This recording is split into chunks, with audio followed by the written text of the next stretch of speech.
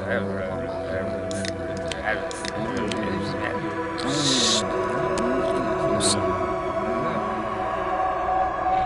born with the wrong sign in the wrong house with the wrong ascendancy. I took the wrong road that led to the wrong tendencies. I was in the wrong.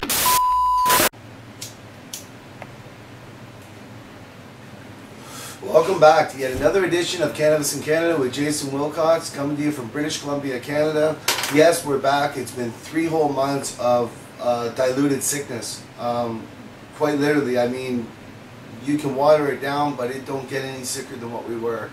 I'm happy to say both my wife and I are, you know, as good as we can be, given the nature of our illness. That said, we've also been able to hold down some of our crop, and you know, we put everything on the back burner. My wife and I have done this channel, I believe this is our 4th year now. We've done this from the beginning for free. We don't have PayPal account stuff on there. We don't seek out donations. Mind you, we might start in the future because it's taken its toll. But that said, we've done this all unconditionally and for the love of y'all. And the messages you guys send back saying, "Oh, thanks, bro, you hooked me up and that really worked and it helped my crop." That's what matters to us. That's what it's about. And we had to think long and hard, real long and hard, about whether we wanted to come back. And it had nothing to do with the love from our viewers, because man, mad respect, mad love, had nothing to do with that.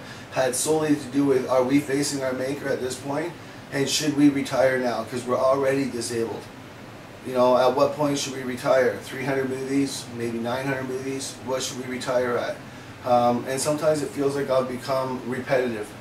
I've done movies on training, I've done movies on topping, I've done movies on how to make hash before everybody ever started talking about the resin topic, which I'm going to get on in a minute here. But we started doing all that when nobody else was doing it. It was because everybody that was online was saying, "Hey, look how beautiful my plant is.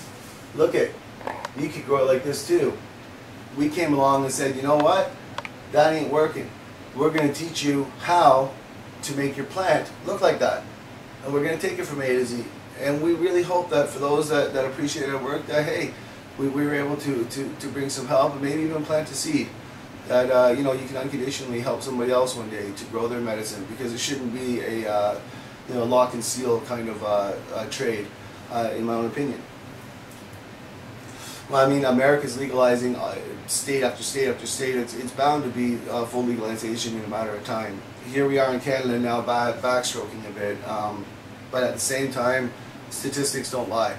And you know, even my own wife sometimes says to me, "Jason, they're going to get rid of the program. They're going to throw it out." My friends, it's a constitutional program based on constitutional law. They cannot just remove the Constitution without amending it. And to amend the Constitution, they need half the House. So it ain't going to happen.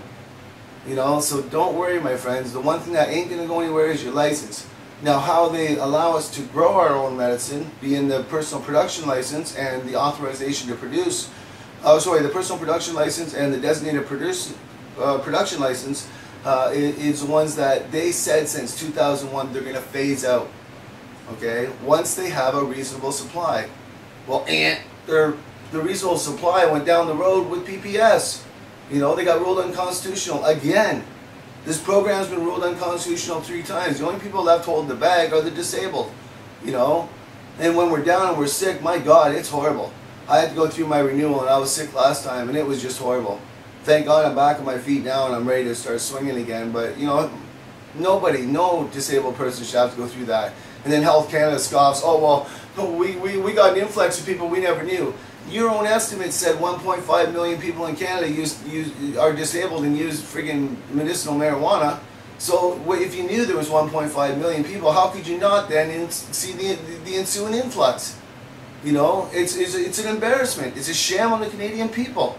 It's friggin', it makes me ashamed to be a Canadian. It makes me want to go over to Seattle and get a license. At least I won't get fucked with. You know, and now we got the municipalities. Oh, our great mayors. You know, they're really thinking long and hard on this one.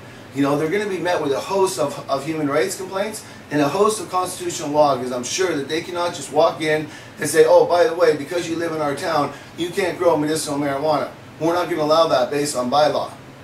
You know, What happened to the federal Constitution of Canada? How the hell do you think, Mr. Mayor, or you city councilors, that you're going to walk on top of that? You know, God knows, and in the viewers that have been with the channel, viewers that have been with my channel for a while know I've sued the police for cutting down my plants, okay? And I refuse to take their gag order, which is why I'm sitting here talking to you now about it, okay? I received my 7,000 and change settlement for cutting down 13 of my plants, and currently I've got a human rights case pending against them for bringing the police to my door and trying to execute a controlled drugs and substances bylaw on a property that's legal, therefore not a controlled drugs and substances bylaw. Okay, or sorry, not really applicable to the party that they're trying to. The bylaw is fine in in itself if you're going after people that are illegal, but when you take an illegal bylaw, a bylaw that's been designed to scoop up people that are doing illegal activities, and you shift it onto somebody that's legal, then you're opening yourself up to another whole issue. And my issue isn't with the actual bylaw. My issue was with the police coming to my door. And of course, we do have footage of that on my website. And as soon as I hear back from Human Rights, it's been months. It's been like 4 months. When I hear back from them, then I'll be able to go to air and be able to update you guys with that more. But certainly an ongoing fight, because these are the very same mayors that right now want to ban medicinal growing in urban dwellings. Okay, so it's like, what, are we supposed to move out to the country and try to set up generators in our tents? I mean, this is fucking nuts. We're already disabled, you know. The biggest part that bugs me, I think, the most is toasters. Toaster fires. I mean, I know that we've all heard this rhetoric before, we've heard this fucking shit, but fucking toasters actually cause the most fires in Canada. Toasters! So why are we not recalling all toasters and fucking basically demonizing every person with a toaster by showing up with city bylaw officials to make sure that their toaster is up to ULC standards? Why are we not doing that? But then again, that's the American version. So let's go with the CMA standards, okay? CSA, Canadian Safety Standards, whatever it is, CSS, whatever. Those are the people that I'm wondering, why are we not looking further into what are the root causes of fires if that is a big concern? And all this bullshit, literally bullshit about chemicals, okay? I'm talking to YouTube and it's only going to go so far, but chemicals, I mean, come on, my friends, we all know it. Me, I'm an organic grower. I do not choose to use heavy chemicals. And of course, when those are used, what the hell is laundry soap?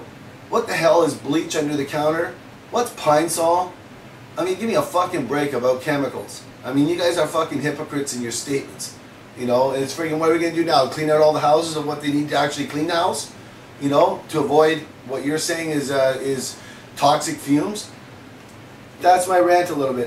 You know, it's hard not to rant because I was sick for 90 days. I was told my wife was going to die, and I was told they didn't know what was wrong with me.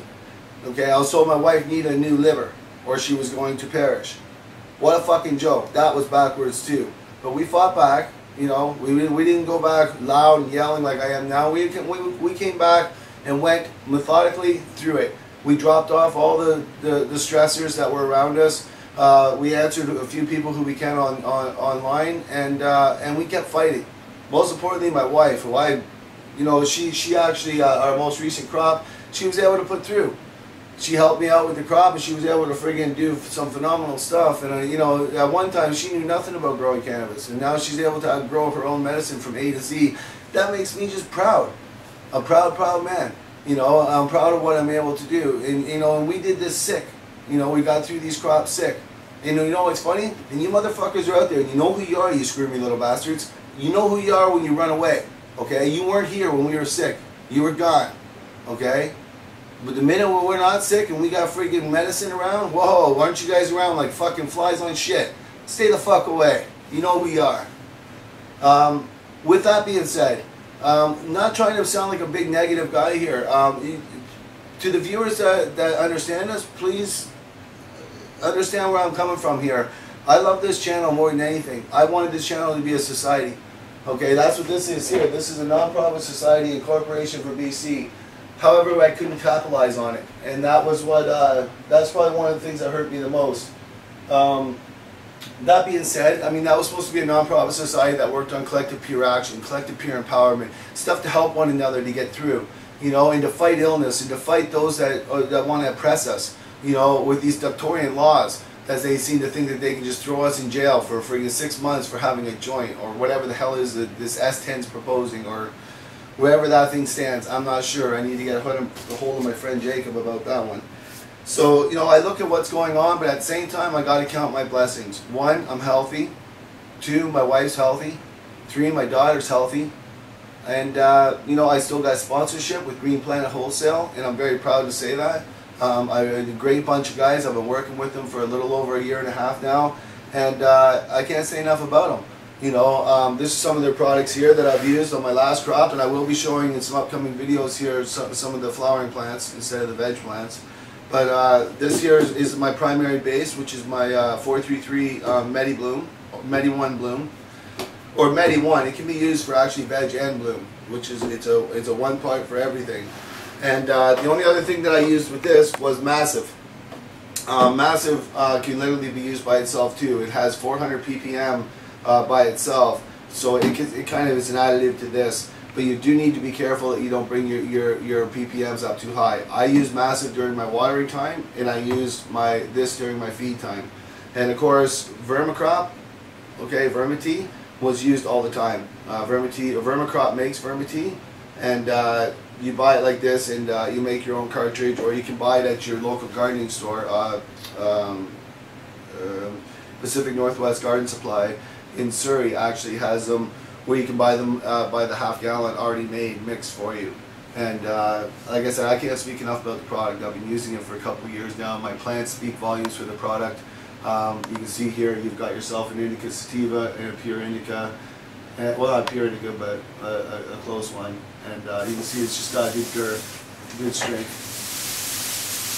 You know, these are, you know, you got good plants. And what's going to happen is the next crop is these are going to both be flowered, and you know, in the area of £1.5 each, because they're, you know, they're about 3 months old now.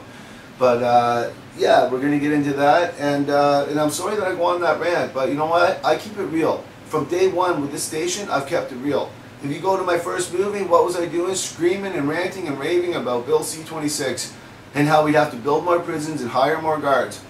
Okay, then you heard me ranting about how prairie plant systems, one strain will not fix all. Well, guess what? They got ruled unconstitutional. So I'm not tooting my own horn here, my friends. What I'm saying is that when I get going, it usually has some merit, you know. And in this stuff that's going on now, Health Canada apparently is saying, hey, maybe now we're going to let them have their resin. You know what? We were making that all along. We went back, and that's why I made my movie 3 years ago. And I made hash, and I made friggin' butter, because it was illegal, technically. But they never came to get me. And now I'm glad that the courts and some other persons in Canada, and kudos to them, I don't know their exact names, so I don't want to misquote anybody, but kudos to them for taking it to the government and finally winning that, because it's so dumb that, you know, if I had a flowering plant sitting here in front of me, I'm extracting resin and making hash when I just touch it and rub my fingers together if it's growing right, you know. So where does that leave that? I'm supposed to just throw that away when I know damn well it's some really good smoke? It doesn't make sense. So, you know, the whole federal scheme doesn't make sense, and I'm sure it's going to continue to be rehashed and revamped. Just remember, the one thing it won't do, it won't be removed, not without amending the Constitution. This is Jason Wilcox. We'll see you in the next movie.